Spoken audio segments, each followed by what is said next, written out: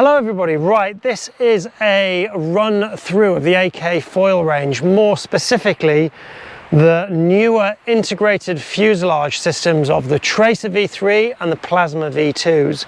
Now this system came out at the beginning of the year and it marked a radical move away from the traditional fuselage wing and mast setup to an integrated fuselage which molds the fuselage into the front wings. Referred to as third generation foils by a lot of people. This is the way things are going, and to be honest, be people throwing rocks at me here, the best way to do it. Why? Because with an old fuselage bolting to the wing, you have a structural compromise there that can produce movement and a structural compromise here that provides movement as well. So essentially you've got a stiffer foil having this all molded in one carbon piece and one really good compression fitting here, which is really good. Not only is it a thick fitting on the mast, which you see in this clip here, it's a thick insert as well and around it, and the amount of movement between the front wing and the mast is so minimal. Any flex that's there is purely down to the carbon and the construction of the carbon, and this makes control so much more reliable. If you have the stiffness, you have the feedback, you have the response to the body movements that you make delivered directly to the foil. There's no fudge in between. It's a better way of doing it. So this is the way AK have gone this year, and they're doing very well with it. The tests have been incredibly complimentary. Technically, they are excellent. Now the range is split into two fundamental wing types. The plasmas, like this beauty, and the tracers. And please bear in mind any of the scratches on these wings are due to my own ineptitude, and actually that concrete pier out there, that pipe thing, I've had that a few times, I can tell you. So yeah, the Tracer is, they call it medium aspect, but this Tracer is the same aspect ratio as last year's high aspect ratio. So every year the goalpost of the word high and mid aspect seems to shift. This is their new high aspect foil. And when I first saw this in the new Plasma, I looked at it and thought, oh my God, it's a headache in a can. But in reality, this Plasma foil is incredibly easy to use. And so is this Tracer. There's not that much difference in the actual pitch stability between the two, to be honest. Obviously the Plasma's got more glide, but the Tracer's got enormous amounts of glide as it is. Now, differentiating these two wings, I would say, potentially controversially, that the Tracer is a beautiful wing foiling wing. It suits winging really well. The Plasma is a beautiful prone foiling wing or foil driving wing. I'm not allowed to call foil driving prone foiling. I'm not allowed to do it. Apparently we have to call it finger blasting or trigger tickling, but the foil driving is beauty on these Plasmas. I still prefer the Tracers for winging. Why? They're just so much more compliant in maneuvers and they have a higher top speed. Winging, you have almost infinite amounts of power at your disposal, and when you get on a wave, the wave is of sufficient size to be able to power the glide on these things effortlessly. These things have enormous amounts of glide. The Tracer has far more glide than last year's Plasma, so you don't really need the kind of efficiency that these Plasmas give you when you're winging. You use the top speed more, so this is a beautiful wing for winging. Now the sizes for the Tracers, they do a 1300, which is incidentally what I used to learn to prone and learn foil drive. Then they do the 1030, which is the cornerstone wing of winging. The 1030 goes in very light winds. You don't really need a bigger wing for normal riding conditions. You really don't. It goes very, very early. Bit of pumping, gone, no question. And the top speed of it, easy 25 knots. That is a lot of speed. And such a massive speed range makes winging so easy. You can glide forever, you can take 10 minutes in your tacks. Its roll is very aggressive when you want to be, but it's not twitchy at all. If you're an intermediate, it's a very progressive roll. If you're an expert, you really can bank it over. So it's a beautiful wing. They do an 800 as well.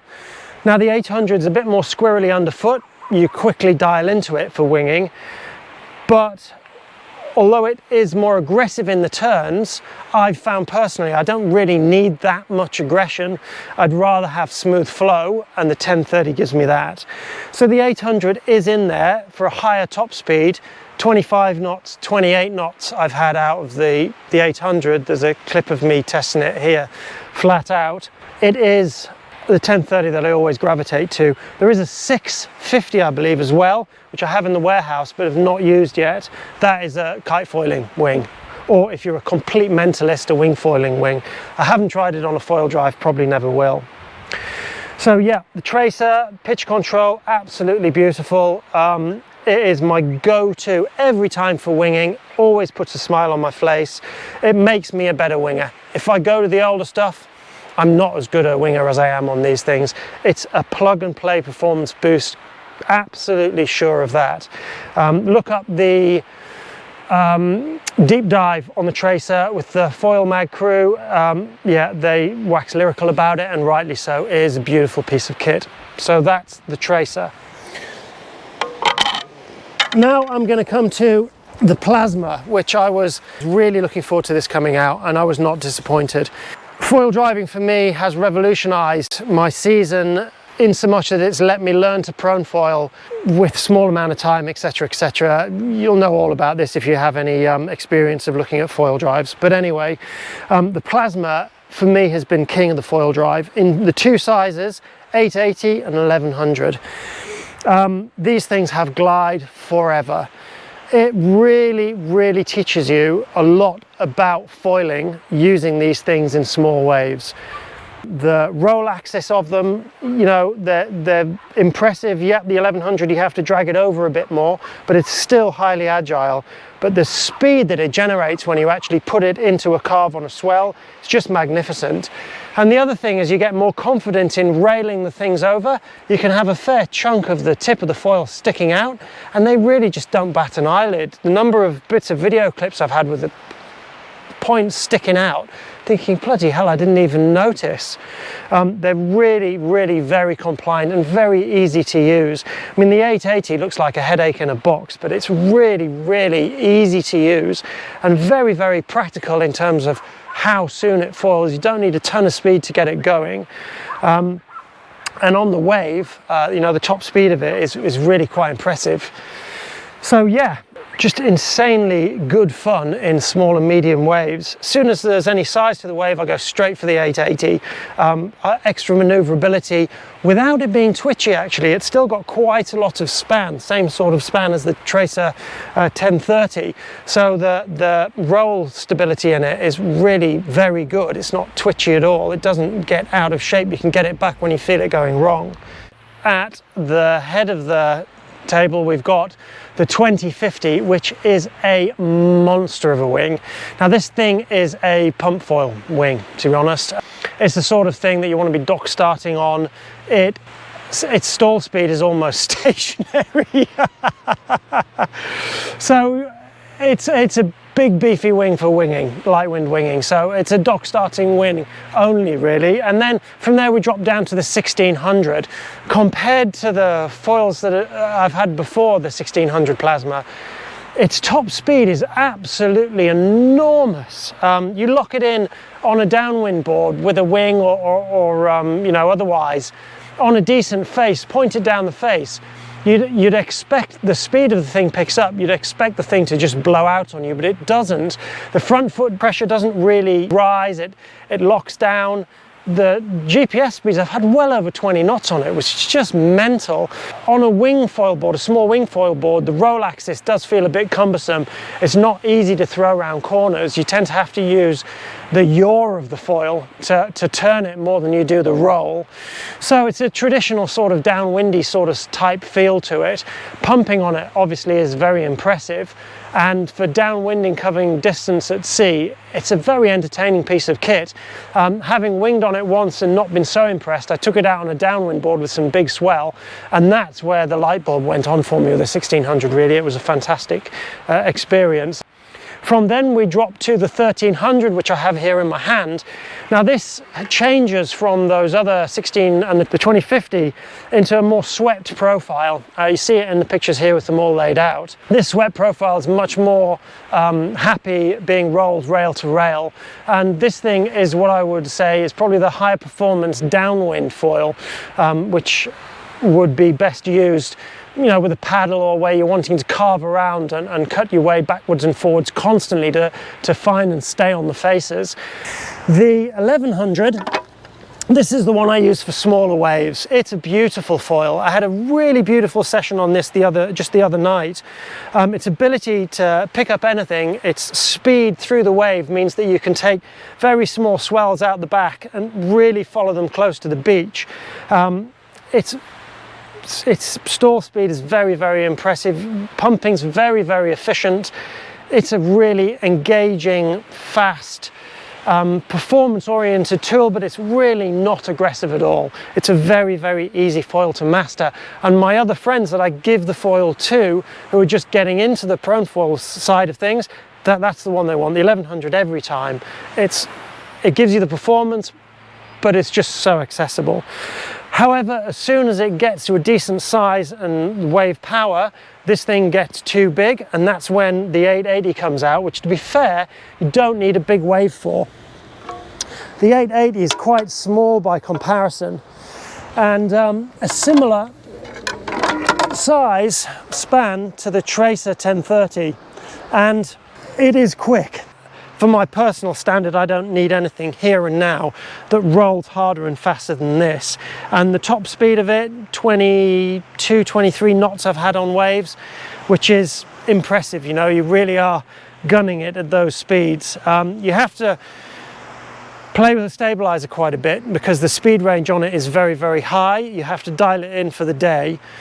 But, you know, it's just an absolutely phenomenal foil. And honestly, this is where prone foiling I spend all of my time. This 880 and the Tracer 1030 are the two foils that almost have exactly the same span, interestingly enough, but they're completely different designs, if not the same profile, as I understand, which is why they feel so similar. But that's where I spend the majority of my time, and those are the two key foils as a intermediate to advanced rider that I would suggest you get. Yeah, absolutely fantastic bit of kit, the plasmas. I do believe there's a smaller one than this under development, probably 3 or 4 months away from the publication of this video. I'll come back and have a look at that when I get it. But yeah, absolutely fantastic bits of kit. The other thing that we need to have a chat about is stabilizers. All of last season's stabilizers are compatible with this year's system. But the stabilizers themselves are different, the shapes are different, and the sizes are different. You'll notice that this year, with the fuselage being integrated into the front wing, this section here is a separate aluminium component which slots in 3 sizes. This is the medium one. I've found the medium size of fuselage is definitely the best for me personally. It gives me sufficient enough pitch agility to stay ahead of the game, but stability at the same time, so I'm not getting out of shape. Maneuverability, I find, is more down to the roll axis. I find reducing the actual fuselage length just deals with the pitch. It doesn't really affect the actual carving agility of it. That to me is down to the roll axis, but whatever, I'm sure everybody has a different view. The other really cool thing about these fuselages and these stabilizers is the adjustable cam on the back of the foil, you can see there that without tightening it down, the rear stabiliser is moving forwards and backwards, which changes the pitch of the stabiliser. Now that is cool, and they had it on the old foils, they kept it with the new foils, and with a little Allen key in the key pocket of my wetsuit, I can adjust this either when I'm proning or when I'm winging. And every session requires a different balance to get that very gentle front foot bias that gives you perfect pitch control.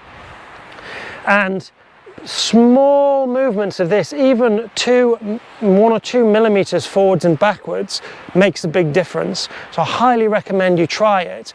And it's not until you use a system like this that you actually realize how important it is to dial your front foot pressure in. I use it all the time. The stabilizers this year, this is a 180 rhythm stabilizer, which is actually pre-production. The stock ones are painted blue. The other stabilizers, which are a little bit more of a mustache shaped, a little bit more lateral stability, but a little bit less efficiency, come in 3 different sizes. The stock one that comes with the 1080, the 180 I believe, is the size to go for. That pretty much does for everything. And again, with this movable aspect to them, you can make it fit a lot of different front wings. Now with the front wings being all one-piece molded this year, it seemed a logical progression to make a fuselage and rear stabilizer that was all blended in as one monocoque piece. Aside the weight advantage, which is, it's there, it's definitely a weight advantage, clearly the extra stiffness and the smoothing of the whole thing, I mean, it's an absolute thing of beauty to look at. The way that, you know, it blends is just absolutely gorgeous. But 2 things: one, it's only available in one size, which is 200. And the other thing is that it removes the ability to adjust the pitch. And that was my biggest potential fear, was that it was going to be very specific to a very narrow range of conditions, and there would be a lot of sessions where it was out of balance. And I feared that everybody as well likes a different amount of pitch angle on their rear stabilizer. I'm outside of the curve normally as well. I like a bit more angle on my stab than most other people, so I was worried about that. But I'm happy to report, which is the reason that it is bolted to my own personal Tracer 1030, is that they got it pretty much bob on, slightly less than my own personal angle of stabilizer, but very, very close, and at speed. And you know, when I'm riding fast, absolutely perfect. I push my mast a little bit further forward in the board, but it's got it absolutely dialed, and that's all I use now on the Tracer 1030. I haven't tried that on the plasmas yet. I will. You know, as I say, all I use for winging really is this 1030. So this is my stock setup. The last thing to talk about are the masts. Now, this is their new Carbon Plus, and they call it hollow core, but it's not actually hollow so much as there is a big section in there which is a PVC foam. They spent a lot of time getting 3 aspects of this dialed. One is the torsional twist, so the ability of the mast to resist twisting that way, which is really, really important. 2, the lateral stability, which is the ability of the mast to resist that, again, critically important.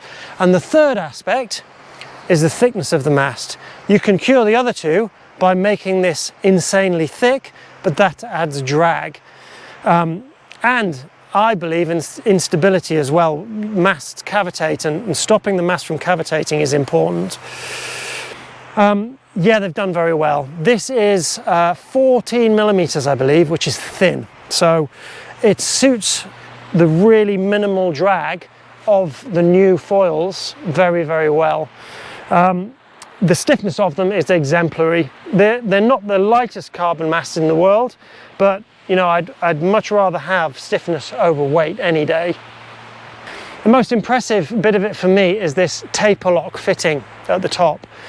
The ability for this to bind to the fuselage in such a way that gives you absolutely zero movement and maximum stiffness in the fuselage and maximum area in this, so that you're not actually thinning the mast down. Engineering wise, it's very impressive.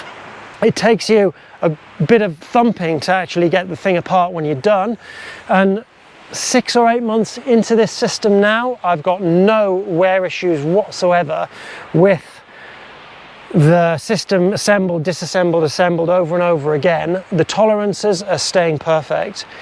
The other thing of note is that dealing in these things, we've had no warranties. Now, obviously, tomorrow a warranty is going to drop into my in tray, but before I said that, we've had not a single warranty. So the engineering that went into them, bob on. The reliability of them, second to none. Really, really impressed with that. The bolt pattern is 160 by 90, which is slightly smaller than some. 165 is generally the average, but you can see they're completely open-ended. And that means that you can get away with 165. Not that that really means anything when you're using tracks and sliders, but some boards now, including the foil drive boards that I use, have set bolt patterns, so you can get away with 165 on these things quite easily. So there you have it. That's a brief rundown of the AK foil system for this year. Any questions, please leave them in the comments below, and this video will be up for some time and I'll be monitoring it, so I will do my best to reply. Thank you very much for watching, and see you again soon.